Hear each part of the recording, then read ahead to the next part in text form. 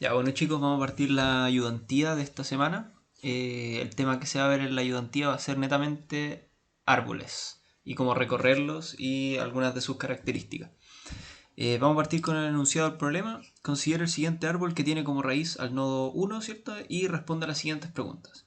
Las preguntas son: 1. ¿En qué orden se visitarían los nodos del árbol si lo recorremos visitando los nodos en post-orden y cómo sería la secuencia en preorden también?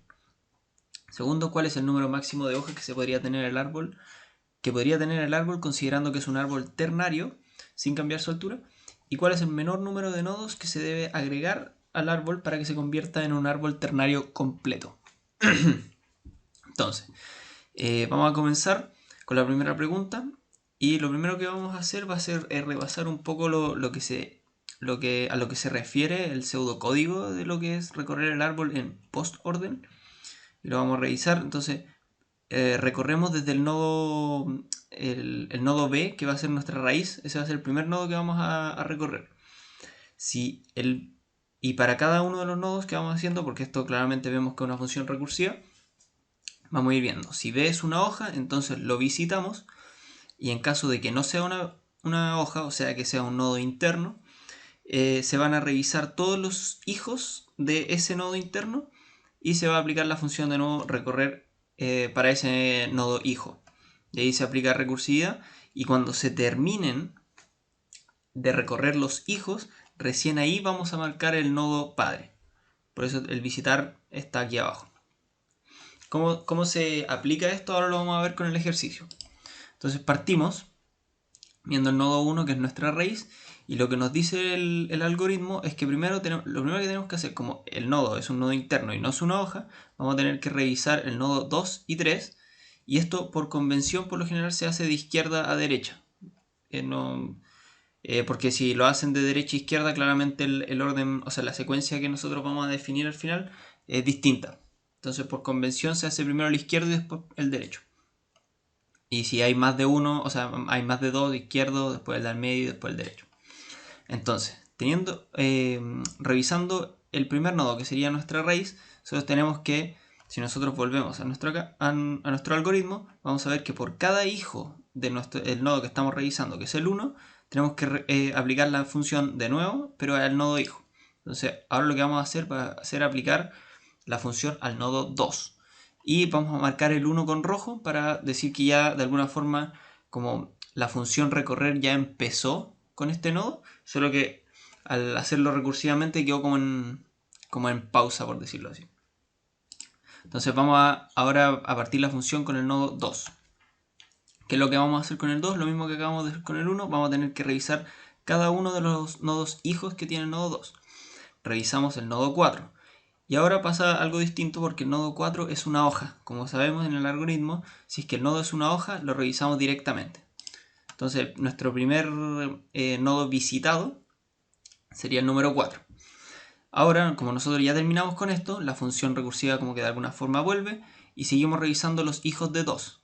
Entonces revisamos el nodo 5 y vemos que 5 sigue teniendo hijos, entonces pasamos a revisar el nodo 8. Y ahora como el 8 de nuevo es una hoja, lo visitamos. Y ya he visitado entonces el nodo 8. Luego, lo mismo que hicimos con el 2, volvemos al 5 y vemos que todavía tiene un hijo por revisar, entonces revisamos el 9 y como es una hoja nuevamente, la marcamos. Ahora pasa algo distinto, que nosotros volvemos al 5 y ya recorrimos todos los hijos que tiene el 5 y a diferencia de los 3 que ya marcamos, no es una hoja, es un nodo interno. Pero como ya recorrimos sus hijos, ahora recién lo podemos marcar. Y ahí está como la idea del nombre que tiene el algoritmo, que es revisar el árbol en post-orden, porque lo revisamos luego de haber visitado sus hijos y no antes. Entonces marcamos el 5. Ahora volvemos al 2, todavía nos falta un hijo por revisar. Entonces revisamos el 6, como es una hoja, lo marcamos. Luego volvemos al 2. El 2 nuevamente ya revisamos todos sus hijos, entonces habiéndose cumplido la condición de haber revisado todos los hijos, podemos marcar recién el 2. Luego, lo mismo pero con la otra rama de este árbol, como el 1. Solo se revisó la parte del 2, ahora vamos a revisar la parte del 3. Vemos que el 3 todavía tiene un hijo, entonces vamos al hijo. en este caso, independiente de que aquí esté hacia la derecha, como es el único hijo que tiene, revisamos ese de primero.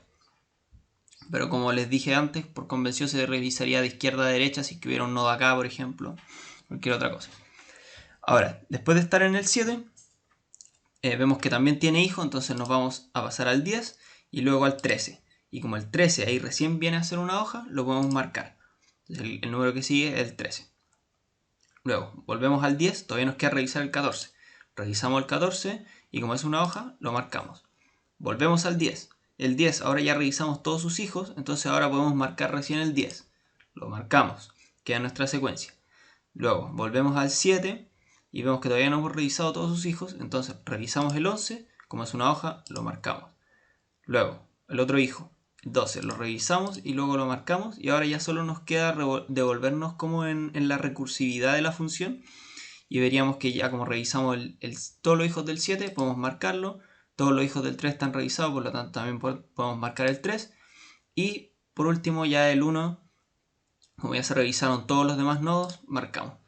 Y esto es algo súper importante, que es una característica que tiene como el orden en que nosotros revisamos en post orden, es que en la raíz siempre va a ser la última que vamos a visitar, a diferencia en el preorden que va a ser la primera, que ahora lo vamos a ver. Y ahora, ¿qué pasaría en preorden? El algoritmo, ¿qué es lo único que cambia? Que visitar el nodo B pasa antes de revisar los hijos. Entonces nosotros la primera vez que llegamos a un nodo lo visitamos directamente, lo marcamos al tiro en verde como lo estamos demostrando, lo estamos representando en este caso. Pero en el otro caso, si se recuerdan, este visitar B estaba luego de recorrer los hijos. Entonces ahora vamos a ver cómo va a ser este ejercicio revisando en preorden. Entonces nosotros partimos revisando con la raíz y como dije antes, va a ser el primero que nosotros vamos a marcar en nuestra secuencia. Luego, por convención, vamos a partir por la izquierda, ¿cierto?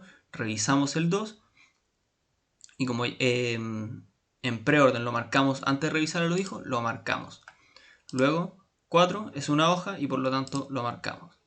Luego volvemos al 2, todavía no hemos terminado de revisar los hijos, entonces pasamos al 5 y como acabamos de pasar, o sea, antes de revisar los hijos, lo marcamos. Luego pasamos al 8, es una hoja, lo marcamos. Y así esto es algo mucho más fácil de revisar que en el tema de post orden, porque quedan algunos como pendientes. En cambio en este no, en este uno lo revisa y lo marca. Después volvemos al 5, el 5 ya está revisado, el 2 también, sin embargo nos falta uno de sus hijos, que sería el 6. Lo revisamos y lo marcamos.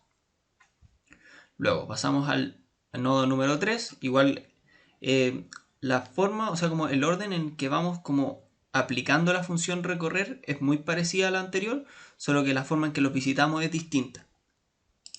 Entonces ahora vemos ya el nodo 3, como lo acabamos de visitar, lo marcamos, luego vamos a los hijos, el 7 lo acabamos de revisar, lo marcamos, luego empezamos a revisar los hijos de 7, que sería el 10 primero, luego marcamos, empezamos a revisar los hijos de 10, el 13, lo marcamos porque es una hoja, luego marcamos el 14, finalmente el 11 y por último el 12. Entonces ahora lo que vemos con la diferencia con el otro, la raíz es el primer nodo que nosotros visitamos, a diferencia con el otro que era el final. Bueno, la segunda pregunta dice, ¿cuál es el número máximo de hojas que podría tener el árbol considerando que es un árbol ternario, sin cambiar su altura? Bueno, lo primero que tenemos que entender qué significa que eso sea un árbol ternario. Significa que sus nodos internos, o sea, cualquiera que no sea una hoja, que en este caso sería 5, 2, 1, 3, 7 y 10, porque todos los demás son hojas, tienen que tener máximo 3 hijos. Por eso el ternario. En caso de que sea binario, por ejemplo, podrían tener hasta máximo 2 hijos. Cuaternario hasta máximo 4 hijos. Siempre con los nodos internos. Porque claro, las hojas siempre van a tener 0. Entonces eso no contabilizan para ver si es un árbol ternario o no. Entonces, teniendo claro eso, y luego a lo que nosotros nos referimos con altura, que es lo que sale aquí, significa a cuántos, a qué nivel llega este árbol. En este caso nosotros vemos que la raíz está en el nivel 0. Luego los vecinos de la raíz, que serían 2 y 3, están en un nivel 1. Los vecinos de los que están en el nivel 1 están en el nivel 2. Y así hasta llegar, aquí los dejé como ordenados para que se notaran efectivamente cuáles son los niveles. Entonces este sería el nivel 0, nivel 1, nivel 2, nivel 3 y por último nivel 4. Entonces vemos que para el árbol ternario tiene una altura de 4, porque tiene 4 niveles.